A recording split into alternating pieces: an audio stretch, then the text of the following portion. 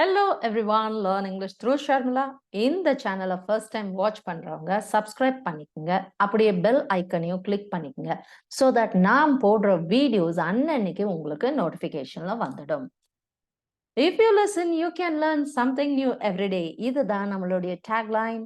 So today let me take you through hunch over, the phrasal verb hunch over. So hunch over அப்படின்னா என்னது? முதுகு மற்றும் தோள்களுடன் முன்னோக்கி வளைந்து அல்லது குனிந்து இருக்கும் ஒருவரின் உடல் தோரணையை குறிப்பது.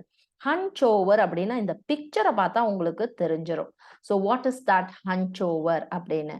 ஸோ இந்த மாதிரி குனிஞ்சு உட்கார்ந்துருக்காங்க பார்த்தீங்களா, இதைத்தான் என்ன சொல்றது, ஹன்ச் ஓவர் அப்படின்னு. Reading, hunching over the book, புத்தகத்தின் மேல் குனிந்து வாசிப்பது, இதுதான் இதனுடைய மீனிங். அப்படியே குனிஞ்சு வாசிக்கிறாங்க பாத்தீங்களா, ஹன்ச் ஓவர். இந்த மாதிரி குனிஞ்சு இருந்து வாசிக்கிறது தான் hunch over. Reading, hunching over the book. The next one, lying down while holding the book aloft. Aloft அப்படின்னா என்னது? தூக்கி, உயரத்தில். கீழே படுத்திருந்த பொழுது, lying down, கீழே படுத்திருந்த பொழுது, while அப்படின்னா அந்த பொழுது, அப்பொழுது கீழே படுத்திருந்த பொழுது, holding the book aloft, புத்தகத்தை மேலே உயர்த்தி பிடிப்பது. அந்த மாதிரி எத்தனை பேத்துக்கு இந்த பழக்கம் இருக்கு? சோ இந்த மாதிரி கீழே படுத்திருந்து holding the book aloft. The next one, lying down while holding the book aloft for long periods. நீண்ட நேரமாக கீழே படுத்திருந்த பொழுது புத்தகத்தை மேலே உயர்த்தி பிடிப்பது.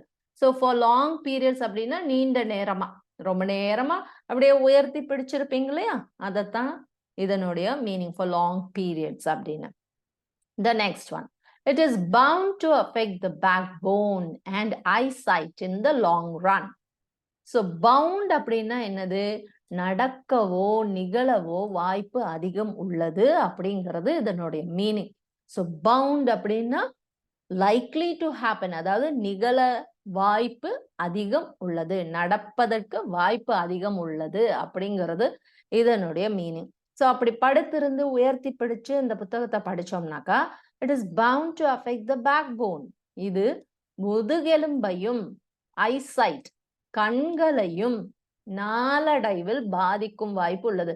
இந்த லாங் ரன், நாளடைவில், அதாவது லாங் ரன் அப்படின்னா நாளடைவில். It is bound to affect the backbone and eyesight in the long run அப்படின்னா இது முதுகெலும்பையும் கண்களையும் நாளடைவில் பாதிக்கும் வாய்ப்பு உள்ளது.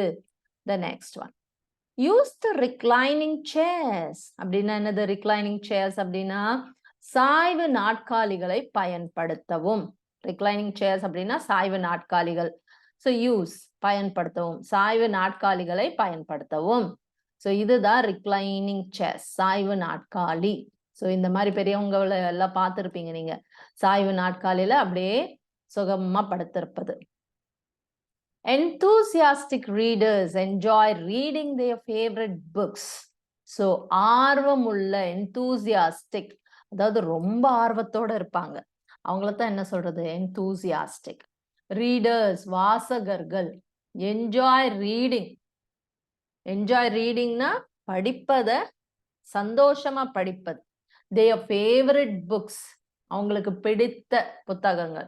ஸோ ஆர்வமுள்ள வாசகர்கள் தங்களுக்கு பிடித்த புத்தகங்களை படித்து மகிழ்கிறார்கள், இதுதான் அதனுடைய மீனிங். ஸோ இது என்னது? சம்டைம்ஸ் சேர்ஸ் எல்லாம் அரிச்சு போயிரும், துருப்பிடிச்சு அரிச்சு போயிருக்கும் பாத்தீங்களா, அதுக்கு என்ன மாதிரி வேர்டை யூஸ் பண்றது என்னன்னு பார்க்கலாம். அதுக்கு முன்னாடி இந்த சென்டென்ஸ் பார்க்கலாம். The movie theater has comfortable reclining seats. திரைப்பட திரையரங்கில் சௌகரியமான சாய்வு இருக்கைகள் உள்ளன, சாய்வு நாற்காலிகள் உள்ளன. The movie theater, திரைப்பட திரையரங்கில், has comfortable அப்படின்னா சௌகரியமான சாய்வு இருக்கைகள் உள்ளன. The next one, do elderly people use reclining chairs? வயதானவர்கள் சாய்வு நாற்காலிகளை பயன்படுத்துகிறார்களா? ஸோ எல்டர்லி பீப்புள்னா என்னது? வயசானவங்க. சோ வயதானவர்கள் சாய்வு நாற்காலிகளை பயன்படுத்துகிறார்களா? அதுதான் இதனுடைய meaning. The next one. Chairs get corroded. Chairs get corroded அப்படின்னா நாற்காலிகள் அரித்துவிடும். அதுவும் இந்த ஸ்டீல் நாற்காலிகள் எல்லாம் பாத்தீங்க அப்படின்னா இரும்பு, அதாவது துரு பிடிச்சு அப்படியே அரிச்சு போயிடும் பாத்தீங்களா? அந்த அரிச்சு போறதுக்கான வார்த்தை தான் என்னது? corroded அப்படின்னு. நாற்காலிகள் அரித்து விடும். So thanks for listening to me patiently. Make use of all these words and sentences in your routine life and become fluent. Please do like, share, and subscribe. Bye-bye.